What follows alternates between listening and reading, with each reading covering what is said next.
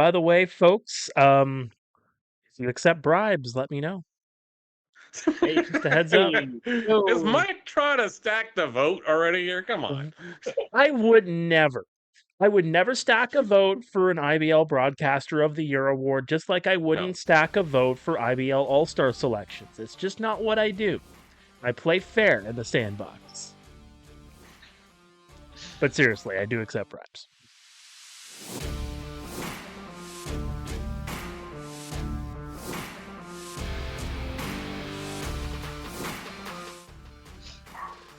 All right, boys, it seems like there is not much time left in the regular season. We are on the final week of the Intercounty Baseball League regular season. Welcome to another episode of the IBL Inside Pitch. My name is Mark Pare, alongside Neil Srivastava and Braeden Ferrington. And guys, things are so tight in the IBL standings. We're just going to put it up on the screen right here. The Welland Jackfish already wrapped up first place. But beyond that, there's a couple of different groupings along in the standings right now. Barrie and London are battling for second, but don't look now, and we'll get into this in just a few moments. But Chatham-Kent is right in there, just a game behind them. Hamilton, Guelph, Toronto, Kitchener, you see a couple of those teams just kind of in those groupings as well. Less than a week left, just a couple of games remaining for each team, and there is no indication on who's going to play who in the first round of the playoffs. No, like you said it best, I think, earlier last week. Just put everybody's name in the hat. We'll just pull them out and see who that's how it's going to work out here. Is pretty much everything else because it This seems is like a why I better bring this solution than thing what's every going to week. happen right now. Yeah, exactly. That's what people want, though. Like nobody likes to see a 3-team race and then the rest are just castaways. So Yeah, this keeps everybody engaged. I love it. Yeah, you it's love to crazy. see You the just look at intrigue. everything else. You look at all the teams and everything else, and it's just like everybody's got in their commercial breaks. They're showing the other feeds from the other games now, Yeah. or they got the out-of-town scoreboard up on the screen too. So it's just like, okay, yeah, this thing is getting real far in a hurry here. Yeah, it's you love to see the intrigue. You love the waiting process of winning Yeah, your games or losing your games and not having to and worrying about, okay, who am I going to play in the first round? You don't know. Take a tip from this National Hockey League. We don't like to wait. We don't like to wait 2 months for something that's inevitably going to happen in the Yeah. first round of the playoffs. We love the intrigue and we love to have the unknown right to the bitter end of a regular season. Step into the power rankings this week. At number 9, we go to the Toronto Maple Leafs. A couple of big blowout losses for them, but they snapped a 3-game losing skid on Sunday. Now they can finish either 6th, 7th, or 8th. Both final games are against those Brantford Red Sox. We'll touch on them in just a few moments because they could spoil that party for the Maple Leafs, who might have eyes on that 6th place finish, and more importantly, maybe trying to avoid that 8th spot against the Welland Jackfish, although they have played them well this year. yeah, and it's just been interesting with Toronto this year. Like they kind of go on little runs, and then they go on really big slumps, and then they go on a little run again, and then it's a big slump. So if they can get it together for 4 or 5 games here, they could actually do some damage against some teams here. They could probably knock somebody out here if they weren't careful. But that 8 spot's not exactly the most enticing, most appealing thing to anybody in this league as far as that stuff goes. Because you're gonna face the Jackfish, and you got to go to the pond for 2 out of 3 anyways. So Yeah. that's not exactly the easiest place to play unless you got some high rollers or something going on and some heavy bets in Vegas or something somewhere. But yeah, you never know. Yeah. Like Neil, could you imagine, say Toronto does finish in the 8th spot? Could you imagine having, for example, 3 games back to back to back against Welland? No shot.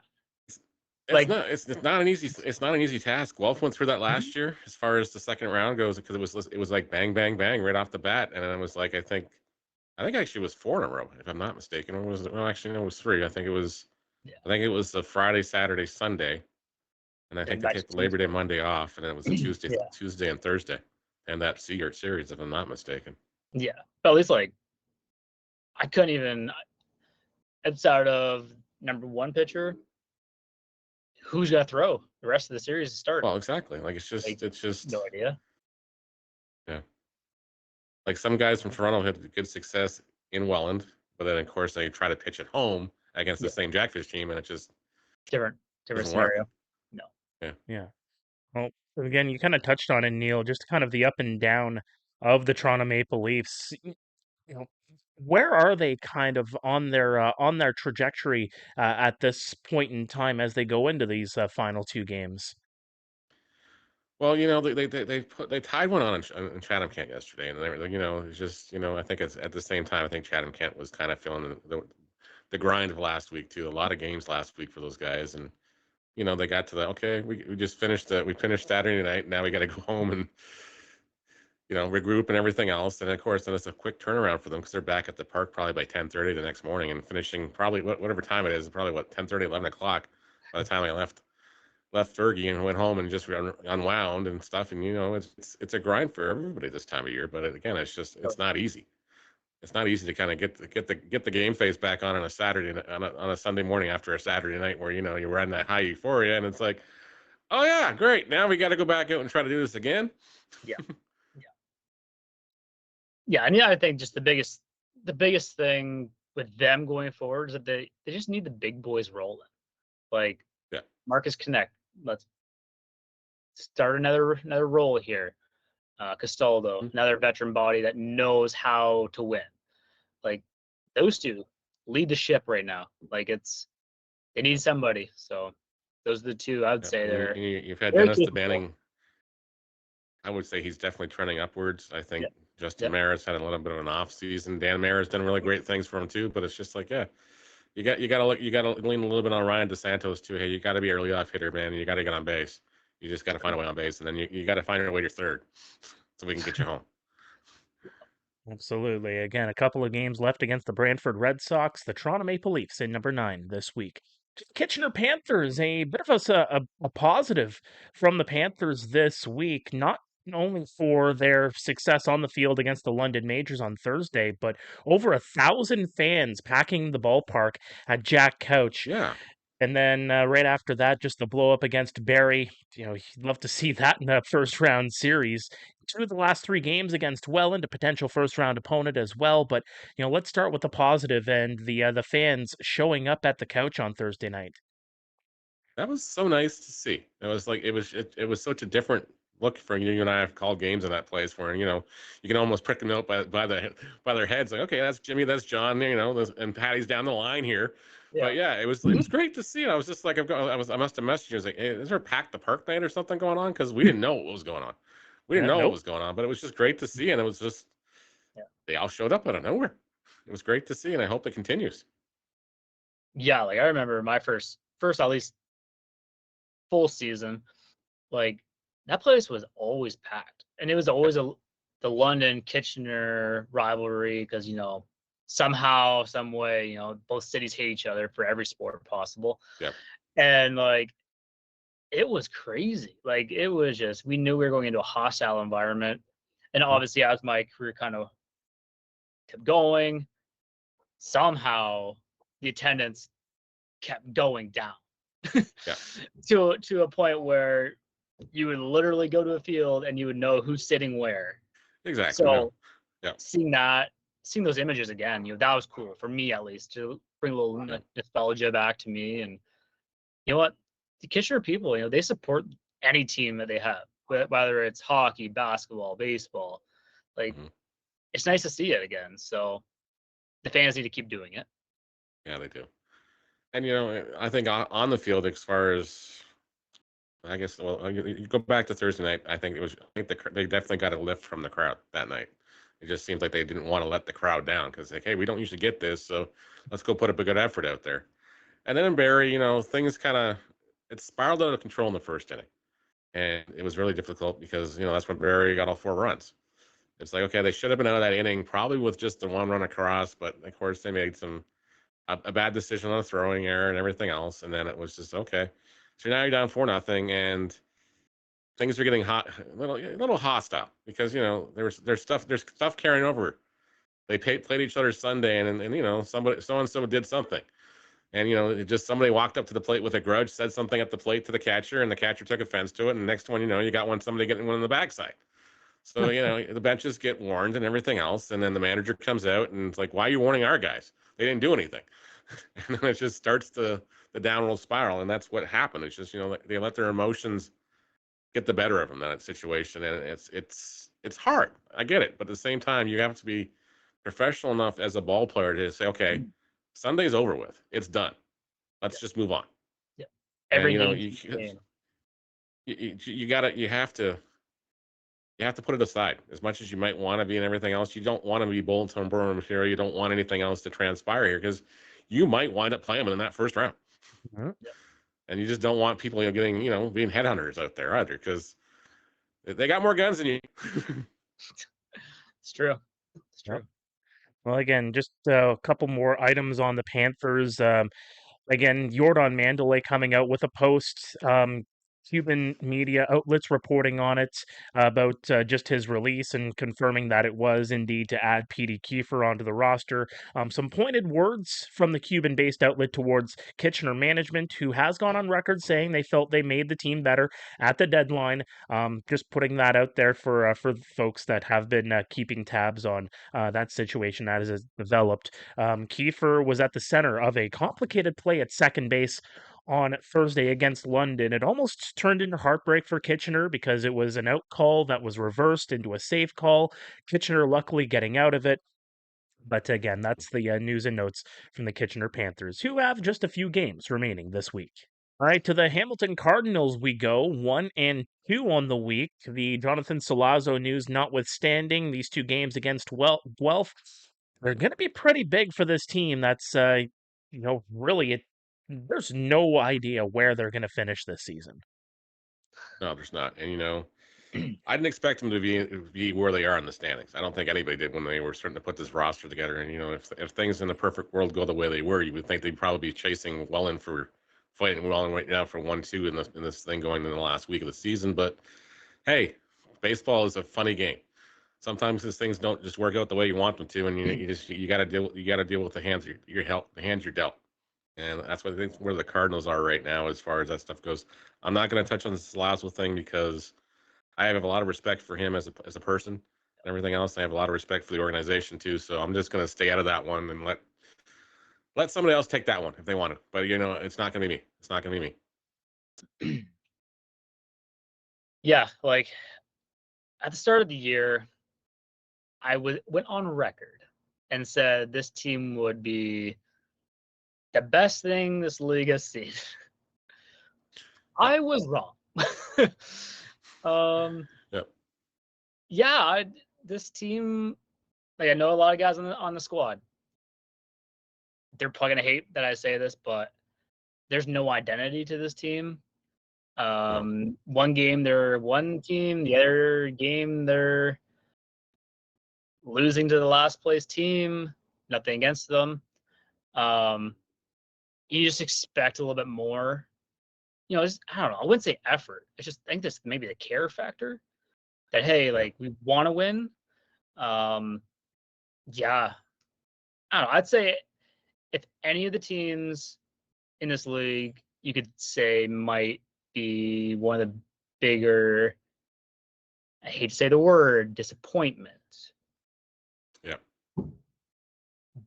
I think it's up there. They might win the award because there were such high hopes. Like I know Eric and the other ownership group, they put time and effort into this, and it just didn't click. And here we are at this point of the year, and we don't know what team is going to show up, which is crazy to think about. Yeah. And then there was points in that game yesterday against London where it's okay. Yeah. It's 3-3, and then it's just like, okay, if we can avoid the big inning. And unfortunately, lo and behold, the 8th inning came around and the big inning happens again. And it's just like, you know what? One thing goes wrong and it just seems to steamroll from there from these guys. They just haven't found the ability or the knack to, okay, yeah, that one might have got me, but I'm going to get the next one. I just have not been able to do that this year. It just seems to steamroll, and it's just one bad inning that seems to do them in every time. Yeah. But hey, at least they're consistent. If you want to pause a spin on it. Yeah. It's the old saying, the I could have used that consistency is positive spin yesterday inconsistency. about the eighth inning. Oh. Damn. Again, the Hamilton Cardinals at 19-19 on the year. They have 4 games remaining. And just to speak for myself here as well, I haven't talked with Hamilton management. I haven't talked with John Solazzo either. I got too much respect for both parties as well, so I'm just not going to touch on it either. I'm not going to touch it with a 10-foot pole. I'm going to be the good journalist and step back before I have all the facts before I go out there and actually say something. And once again, what do we always say, Braeden? I'm just here so I don't get fined. Here so I don't get fined. To number 6 on the list this week, the Guelph Royals, a brain fart and a half against the Brantford Red Sox, and just 3 hits against Welland on Saturday. Now, we talked about the 2 games this week against Hamilton being big. Guelph, they can finish as high as 5th, but as low as 8th. So, needless to say, these final 3 games for Guelph, you got to take both against Hamilton if you want to, stay up in the standings. Yeah, well, if you take both against Hamilton, you can probably finish ahead of Hamilton in the standings because you already have the season series right now. But that it's those 2 extra games in here that's just going to push Hamilton down a little further too. So it's going to take them out of the top. I want to say 3, 4, 5 makes them push them down to 6. Hamilton can't finish any lower than 6 because they have the tiebreakers versus Kitchener and Toronto, and they also have more wins right now. So it's just as far as that stuff goes. So if that's the saving grace in all this, as far as if you're a Cardinals fan, if you're a Royals fan, you're hoping you get the bats going and everything else. But definitely, I don't know what you can say about the bats over the last couple of games. But we both were at the game Saturday night, and it was just like, okay, just Euclid Lair is a great pitcher. He's got a great knack at moving that breaking ball up, down, left, right on command, and they weren't able to adjust to it. Like at one point, and Robert Mullen was sitting in the other batter's box with the glove out, going, "Okay, throw it here. They're gonna swing at it, or we're gonna get the call." Because that's how much faith the umpire by that point had in that pitch. So when a guy like that's got that much leverage and that much leeway as far as the strike zone goes, it's not an easy night. But then when Lair left the game, they brought in Abrams, they brought in other guys here, and they didn't seem to flip the switch on and say, okay, guys, we got the starter out. Let's refocus. What do we got to do against Ben? What do we got to do against, well, Davey, but still. Guys, they've hit Davey before. So it's just like, hey, you just have to flip the switch somehow. Yeah, it's just a tough offensive performance. But I would say the biggest thing is this group relatively is new.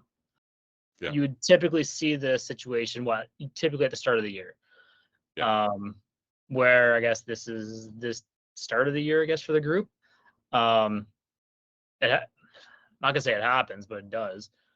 It's unfortunate that's happening at this time of the year because every win matters. And if you're not gonna win, then how are you going to line up for your next opponent, especially in the playoffs? Like, no one really has an idea. And if they want to somehow compete again, make it to the finals, like, you got to put it together here. Yeah. And just even that, it's not like these guys, the pitchers coming in from Welland, aren't unknown. Like, everybody knows who they are.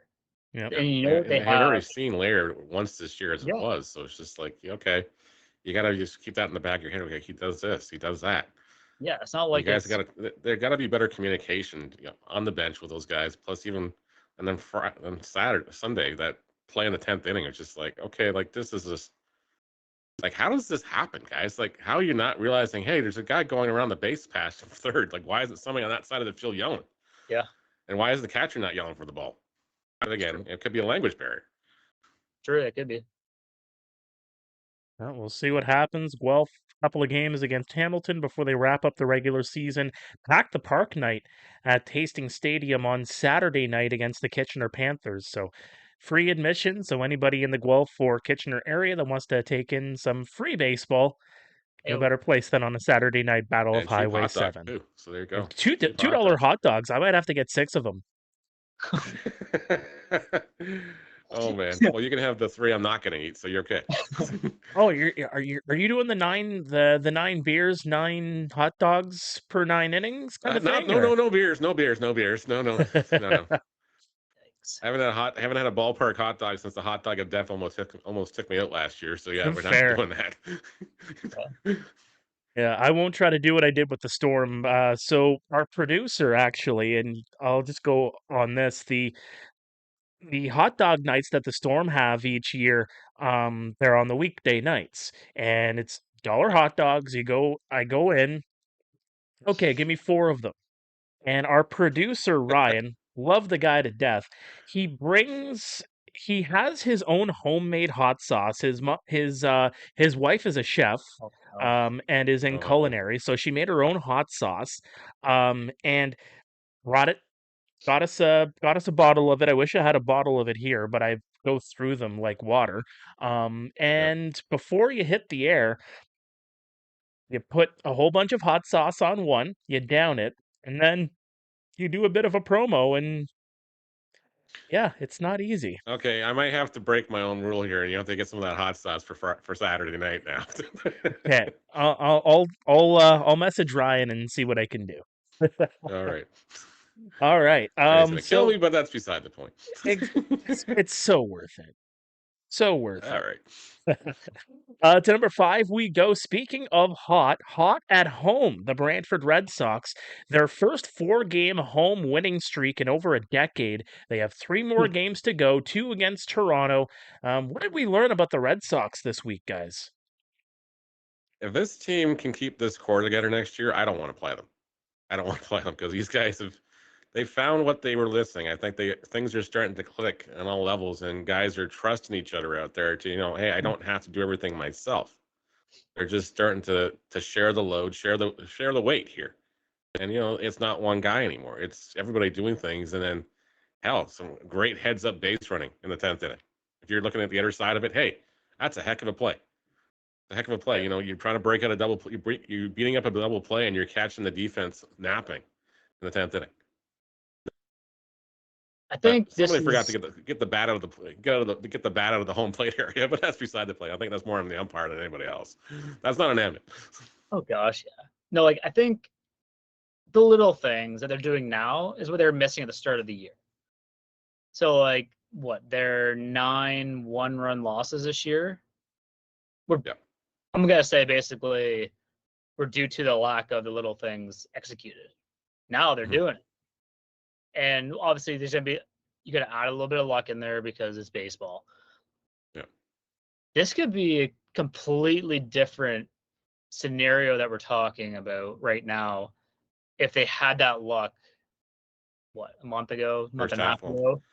Well, exactly, because they when the losses were piling up, they weren't by a lot. They were just 1-2 runs here and there, and it's just like, man, you think they would have pulled this one off or something would have gone their way.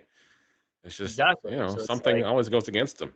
Yeah, but now it seems like they're just rolling, and I think it started last week when we were in Hamilton, or sorry, in Brantford against Hamilton. Every time it's our fault. fault. It's the longest game I've ever been to. Yeah.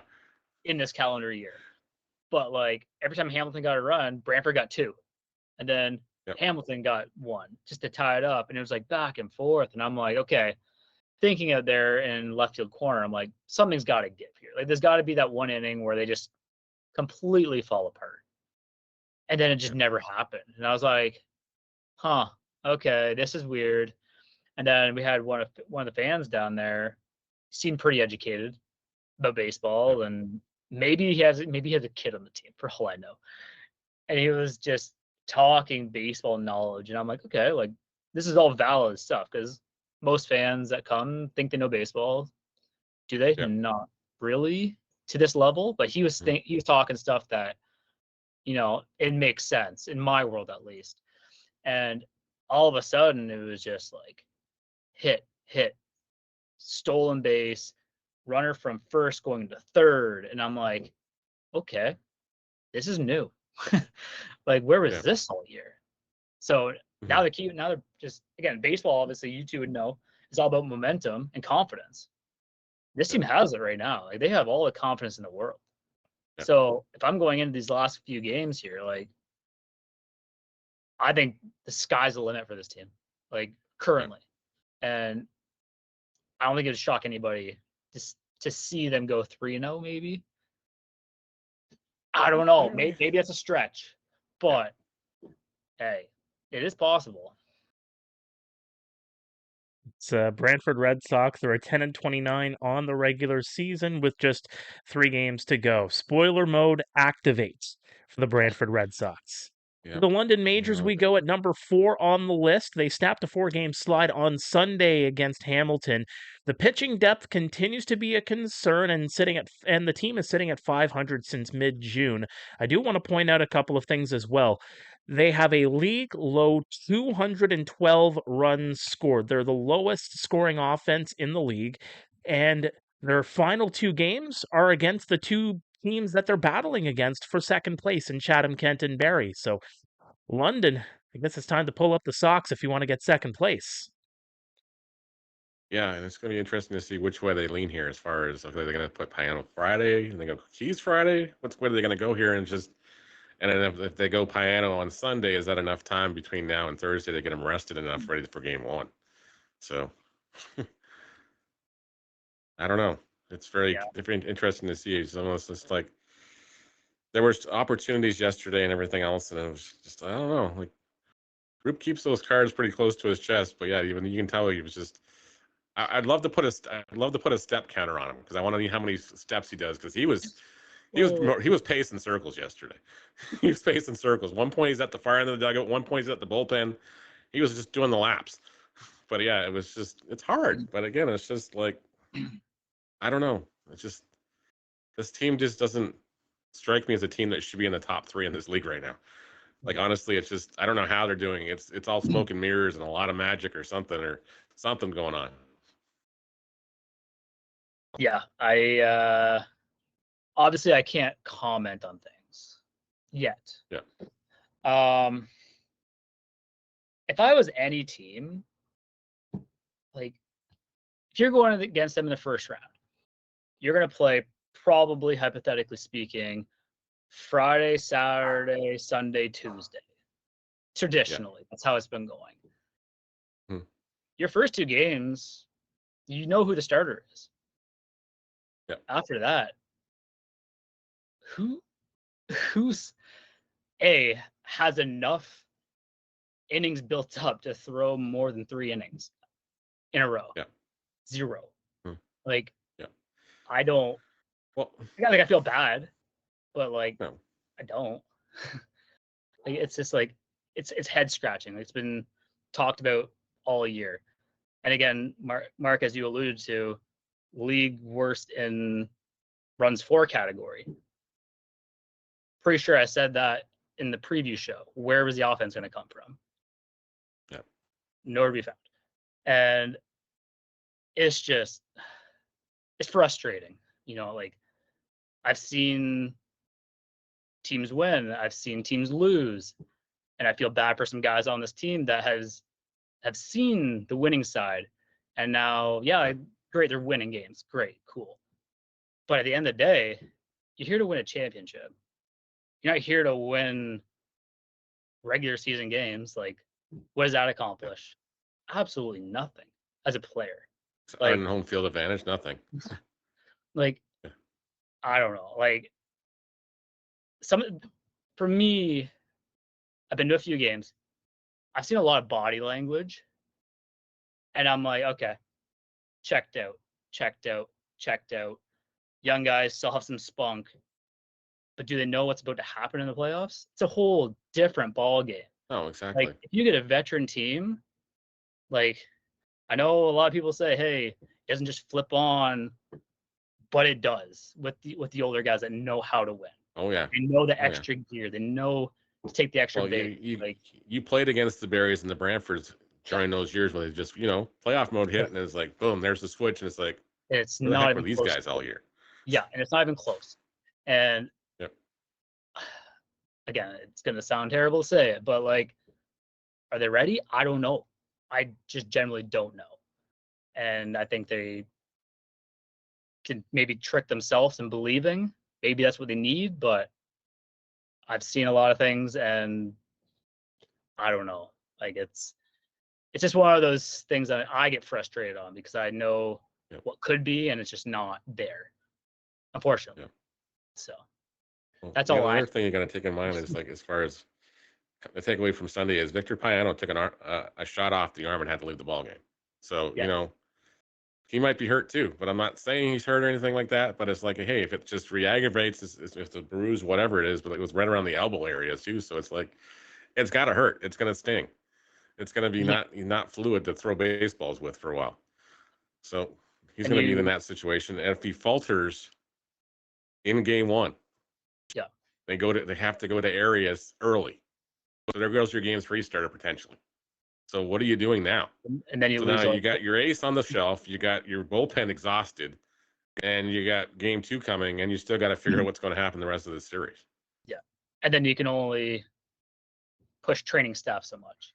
Like, yeah, I would not want to be in that room. Put it that way. The London Majors at 23-17 on the season, just a couple of games remaining, as we touched on before, both against the two teams that are sandwiched just in front of them and behind them, respectively, in Barrie and Chatham. To the Chatham-Kent Barnstormers, 2-1 on the week. They lost to Toronto on Sunday, but again, just a game behind London and Barrie for second. We thought it was going to be a two-horse race between Barrie and London, but it feels like Chatham just kind of snuck up in there in the last week or so, and now they're in that conversation that they could even take over second place in the standings. Well, it's just they've got they got two games left, and it's just okay. So they got two guys that got to qualify, and then plus they've got guys that are leaving as soon as the regular season's over, which is Evan Morrison and Braxton Haggett. So they're not even going to see postseason at all because, of course, they have to report as per NCAA rules. You can't be on two rosters at the same time, so they got to be gone, and they got to be going to school as soon as the season's over on Sunday. So it's like, okay, yeah, they can put some numbers up, help you guys get to the postseason and everything else, but then after that, it's going to be some different guys stepping into those roles and stepping into those shoes and having to carry the load here for this team.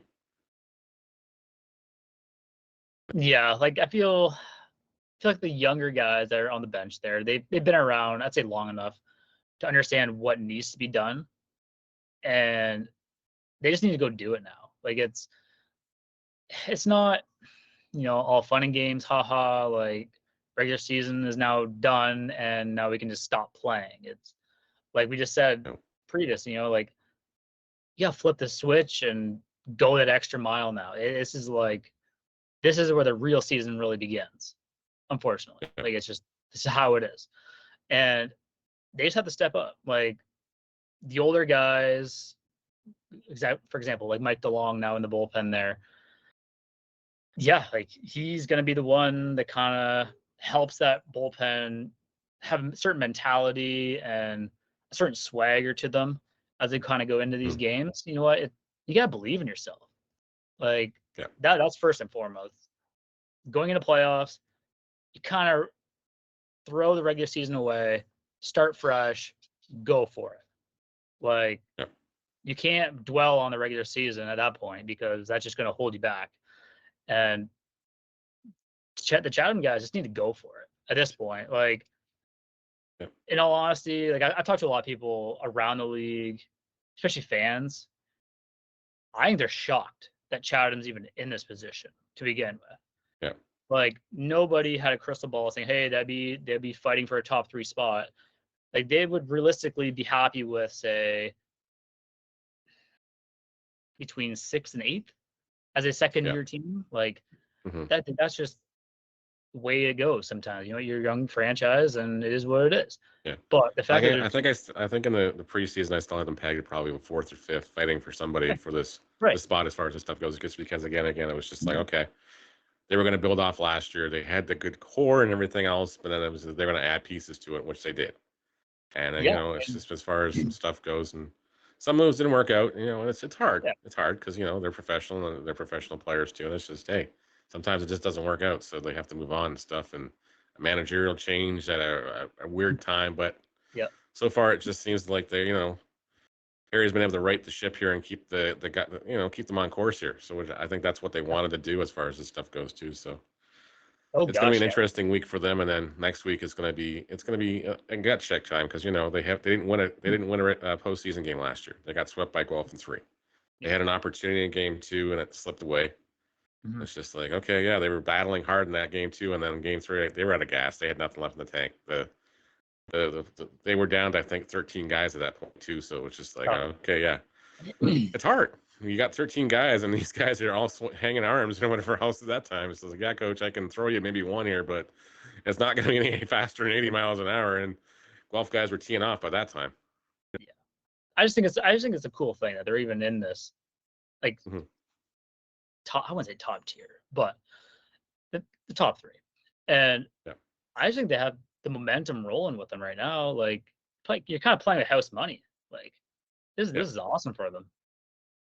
Oh, exactly. And, I think this is just going to only get better for them next year because now, they're going to sit there, guys. And I guarantee Fergie is going to be packed even more than it already is. It will be. All those season ticket holders have been you see those empty seats and everything else. They won't be empty come the postseason. They'll be like, okay, yeah, here we go. Everything's full. It's going to be very loud. Yeah. And they're going to be right behind those guys. And they're going to bring the friends.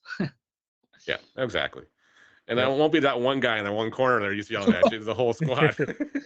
You know exactly what I'm talking about. Oh, yeah. Oh, gosh. He's funny. Oh, wow. I got to make it to Fergie Jenkins, apparently. That tells me. Yeah, you do. You do. All right. Well, Chatham-Kent number 3 on the power rankings this week, 22-18 on the season. They just have 2 games remaining.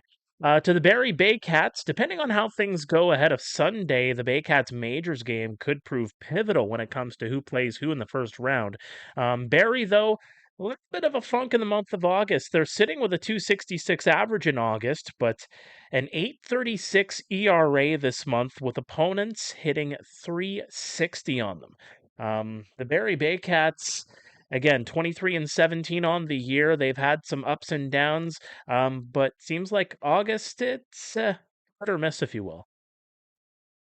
Yeah, and I think it's just they didn't peak early. They didn't rise to their occasion earlier or anything like they struggled out of the gate. The championship hangover, they got everything going, and of course they had setback after setback as far as injury after injury, but they found ways to overcome all that stuff. And now it's just, I guess it's the dog days of summer getting the best of them right now, and it's not a happy place to be if you're Josh Matlow and company, but you're still in second place. You're still where you want to be. You're pretty much in the same spot you were last year, going into the playoffs. Second place is yours to take.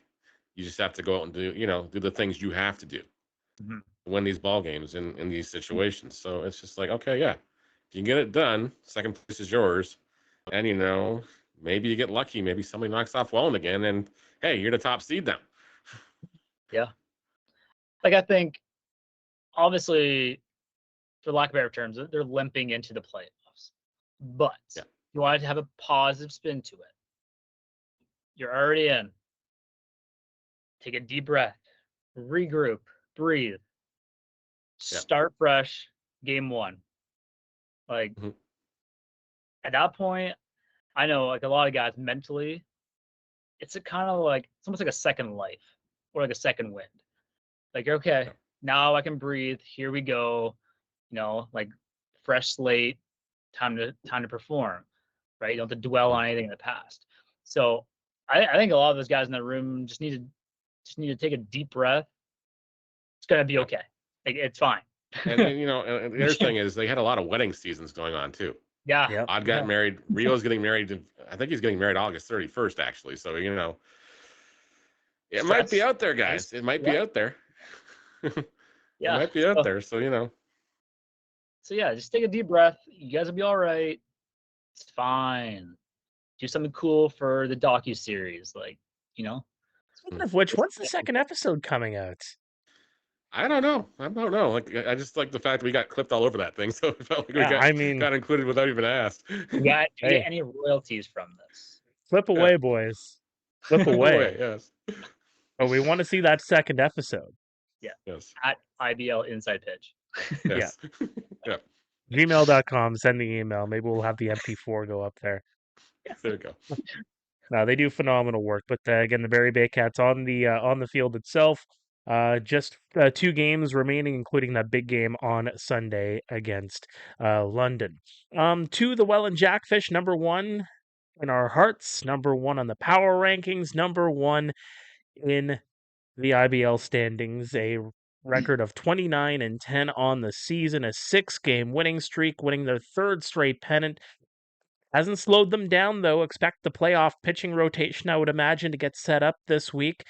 Perhaps even starters coming out of the bullpen. Even with just mentioning that, I saw Ben Abram obviously came out of the pen on Saturday against Guelph. Despite being comfortable in first place, guys, Welland not slowing down ahead of the postseason. No, they're not. And, just this team just got a lot of depth and everything else. You might see some guys get to sit out one of these games just because, again, or just, maybe being given the option to sit out. But there's too many gamers on that team that you're like, I'm not going to sit out, coach. Sorry, yeah. Sorry, yes. No, sorry. Unless you got to qualify somebody to get them in there or anything else. Hey, I'm still playing. I'm still batting, because, that's just how they are. They want to get their reps in too. And it's just, this team, this franchise reminds me of the Maple Leafs in the early 2000s. But unlike the Maple Leafs in the early 2000s, I think this team can get a couple more championships. The Maple Leafs in the early 2000s had some other teams, they had the Mystique and Aura and everything else behind them because they had the Butler brothers and everything else, and they had Spaljarek, they had those guys. But they racked off a lot of pennant wins, but I think they only had the one championship to show for it. Yeah. So it's just like, it's hard. But the Jackfish are in that kind of boat, the same category. It's like, okay, you've got all the talent in the world on here, guys, but can you put it together come postseason and not get, I don't know, caught slew-footed or something here against a team that, you should be able to beat? 100%. Like, I know myself personally, I'm going to be in the area between August 22nd to 24th. Would love to be at Welland Stadium for a game. Yeah. Ryan, if you're listening, we could wear the shirt that day. Could. He's using that S word pretty heavily now. Okay. Yeah, I would love to hang out, maybe kiss the fish. Potentially. Wow. Potentially, yeah. We got to get there first. Yeah, you got to get there first. But yeah, you know what? This group is just, they don't know what going slow into the playoffs means. They don't know what that is. They're just full steam ahead. But that's what championship teams do, though. Mm-hmm. Like, I've seen it firsthand. Like, the guys, lack of better terms, they get pissed when they get pulled from a game when there's still a game to be had. Like, like I remember in 22, I think Root pulled Taylor Wright from a game, and he was fumed about being pulled. And I was like, okay. At the time, I didn't really, think about it too much. But now I'm like, no, like, he's a competitor. He's a gamer. He wants to win. He wants to win, and he wants to face, their best pitchers out there.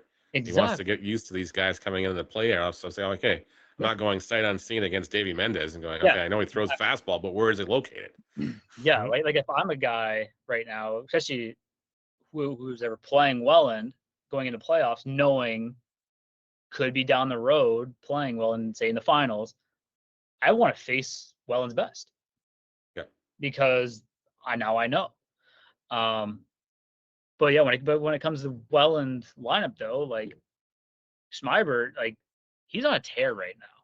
Yeah. Like that guy is nothing but, hit the ball, and then his nickname Smack.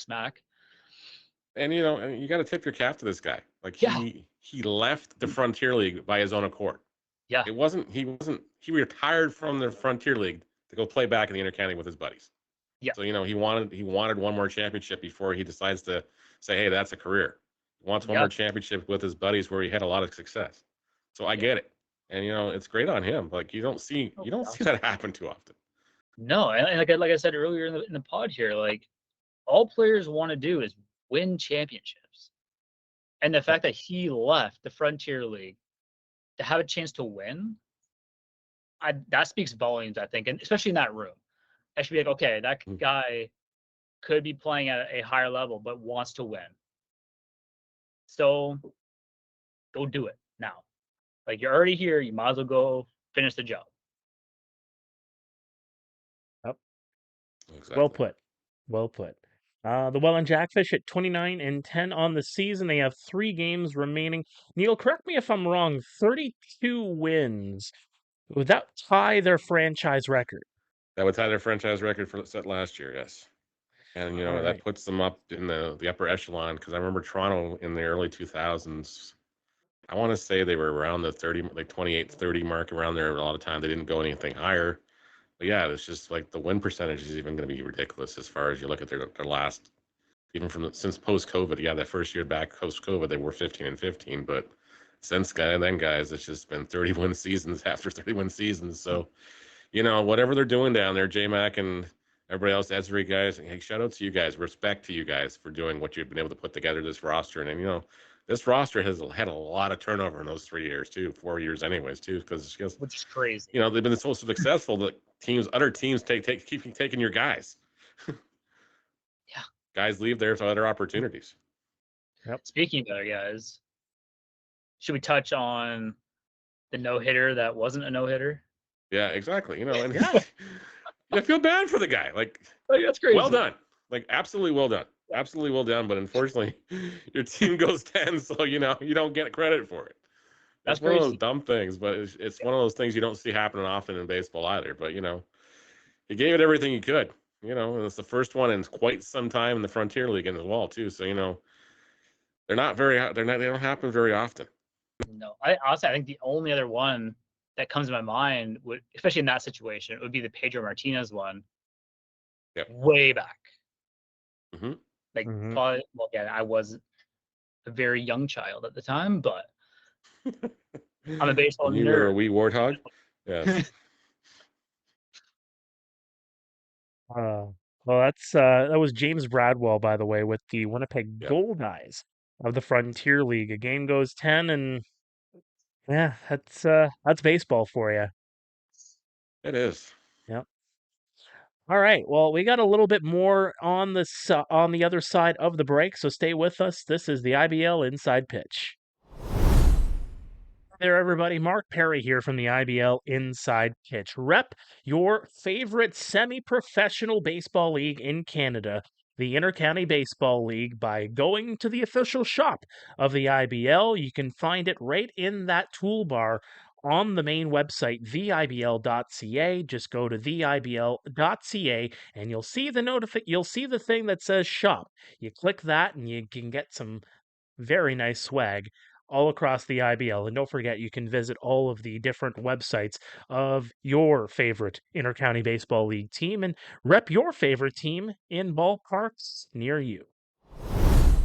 Welcome back to the IBL Inside Pitch. Neil, Braeden, and Mark here with you. Still a couple of items to touch on before we head off for yet another week here, with just a week to go before the IBL postseason commences. And well, Braeden Ferrington's been a busy boy lately, and we're going to just fire it off to him because he has been doing some tours around the Intercounty Baseball League.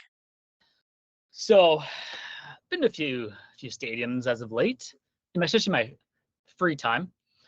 But you know, I'm going to put on my professional hat, I sort of speak, journalism at the same time. But first stop on the stadium tours. Okay, we're gonna speak about it. We stopped in lovely Arnold Anderson Stadium in Brantford. First off, great people there at the front. You know, this year, basically it was reverse tariff, $0 to get in. And when I showed up, there was a lot of people there. So that was kind of cool because I think, especially the past couple seasons, they haven't been great turnouts. So to see the crowd really there, energetic, enthused, it was awesome to see. While I was there, kind of did some dabbling of some food. Had a hot dog, had a sausage, but then we'll get into the negatives after that. Sausage, first off, we're gonna rate it out of 10. That might have been one of the better sausages I think I've had ever at a stadium, including a big league stadium. So out of 10, I'm gonna say probably an 8.3. Would be very, very, everyone's okay with that. Okay. All right. Hot dog though, I'm gonna say probably like a 6.4. Yeah, it's not a. Wasn't great. I remember especially- them from last year. They weren't the greatest. like, But they're like I not had bad. But they're not. They're not. and though I'd say They're it not something. might have Not been flat. Not something flashy. no, like it might have been better if I didn't start with the sausage. It was just a big letdown. I'm not gonna touch on the one and only negative because I was really, craving a beverage, and I couldn't get a beverage there. Yeah. And maybe that will change next year. Yeah. It is what it is. I was okay with a cola of sort. That was it. It was cool to watch. Now fast forward, I'd say a week later, we stopped in at the oldest baseball grounds in the world. Okay. Nothing but love for the volunteers, nothing but love for the groundskeepers, everybody involved, play-by-play, game hosts. I got a great relationship with majority of them. I got a hot dog. Love Bill to death. Bill and Linda, they run that concession stand like if their life depends on it. They have treated me with the utmost respect over my whole career. I got a couple hot dogs out of it. Bless them.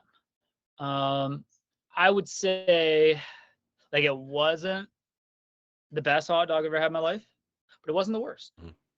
I would say it's a 7.2 on my little scale here. Like it's respectable where it's okay. It's worthwhile. You're gonna go to Labatt Park, have a hot dog.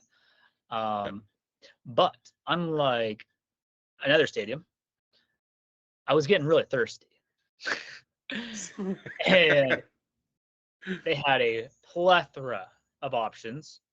I decided to dabble in a very local brand called Side Launch. Had their lager, and you know what? It was fantastic.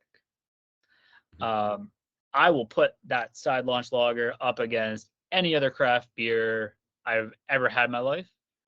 If anybody wants to say, give me their opinion of who's better, be my guest.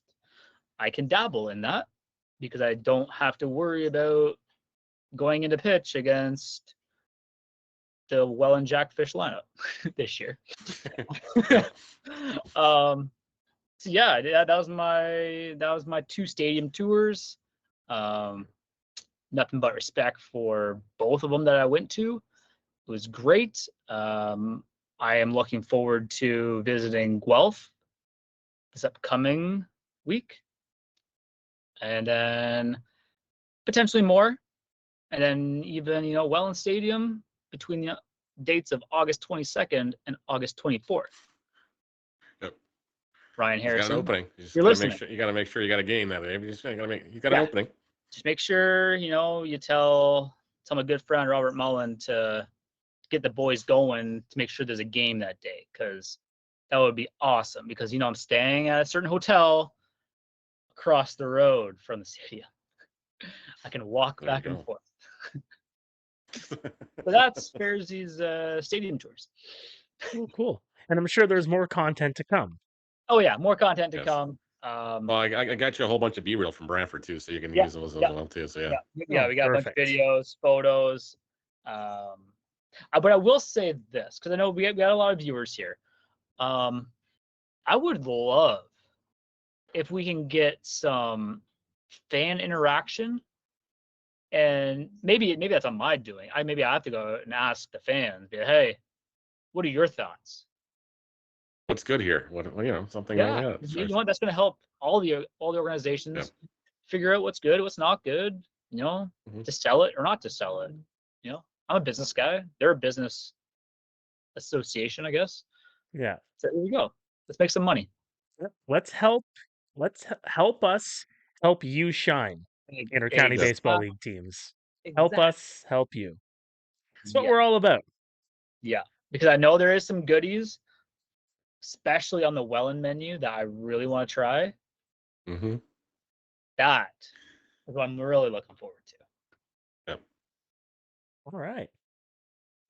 Up next, Neil, you got a little bit of homework to hand out this week. We do a little bit. We got some fun stuff for you guys and gals that are watching in Radio Land and TV Land and Podcast Land or whatever it's called out there these days. But yes, a little homework for you guys. The regular season's over and we're going to the playoffs. I want you guys to list off your sleeper pick and who's your dark horse. Or sleeper pick / dark horse as we head into the postseason. Who could surprise some people here as far as this stuff goes. And then I want you guys to name your favorite broadcasters this year, and I also want you to name their favorite social media teams this year. And try not to be homers about it, but be constructive about it too, and say, hey, these guys do a great job. Whatever else, there's no official league awards yet as far as this stuff goes, but it's something that I think we eventually have to start going to as this league starts taking off and in leaps and bounds it has been going through. Close to 4 million views across a bunch of platforms, but we're not going there. That's somebody else's job. Yeah. And I will add to that note, for the fans who are going to vote on or say whatever they want to say about, especially the media, broadcasting, and all that fun stuff. These people, they volunteer to try to make it better. Remember that. Mm-hmm. It's not some lavish salary that they're working with here to produce something. This is on their own time, their own dime. They are doing the best they can with what they got. So even the fact that they're trying to make it better, think about that before you. I know, and just keep that in mind too. That I know some teams don't even get gas money for these guys. They're on their own dime, basically driving from wherever to cover this game, and then they're driving home on their own dime because they love bringing baseball to you guys. Yeah, they're here to make your life a little bit more enjoyable. Yeah. By the way, folks, if you accept bribes, let me know. Hey, just a heads up. Is Mike trying to stack the vote already here? Come on. I would never stack a vote for an IBL Broadcaster of the Year award, just like I wouldn't stack a vote for IBL All-Star selections. It's just not what I do. I play fair in the sandbox. But seriously, I do accept bribes. All right. So as we move forward, next week we have an action-packed episode for you because, well, we'll know who's playing who in the first round of the IBL postseason. IBL broadcasters across the league have their thoughts. We're going to try to get a couple of them on the show next week to preview some of these first round series. Some of them seem like they are just academic. Some of them probably not. But we're going to have all that content for you upcoming next week on the IBL Inside Pitch. And maybe we do a bracketology kind of challenge for some of the fans once the playoff matchups are actually decided. Nice. I like that. I like that. All right. Well, as we move forward, we'll take a look at the schedule upcoming this week. We start with tonight, the Hamilton Cardinals in Guelph to take on the Royals. Thursday, it's Kitchener and Welland. A jam-packed Friday with 3 games in Brantford, Hamilton, and London, respectively. And then a whole lot of action happening on the weekend. There you see it there. 4 games on Saturday, 3 on Sunday. The final game of the regular season, London at BARRIE at 4:05. Stay tuned because there is so much to decide with so little time to go in the IBL regular season. Anything else from you guys this week? That's just going to be an exciting week to watch a lot of playoff jockeying. That's all I can say. This is going to be it's going to come down to the wire. I think you're gonna see some great baseball this week. I think you're going to see a lot of playoff baseball, kind of like atmospheres in a lot of these parks, and a lot of guys just trying to step their game up, help their teams get where they want to be, and as far as playoff positioning goes. I think best case scenario for the games moving forward this upcoming week is that all the games that are playoff seeding implicated go extra innings. That'll be icing on the cake. You would say that when I'm scoring 3 of them. Okay, thanks. Let's throw it out there. That'd be exciting. You would say that when I'm scoring 3. Okay. Hey, I got to call 3 of those games. Yeah. Yeah. I don't. Yeah, Oh, wow. All right. Well, thank you so much for tuning in this week. Our next episode coming out on Tuesday of next week, and a whole lot of playoff content to come when that episode comes. But until then, we'll see you next time. This has been another presentation of the IBL Inside Pitch.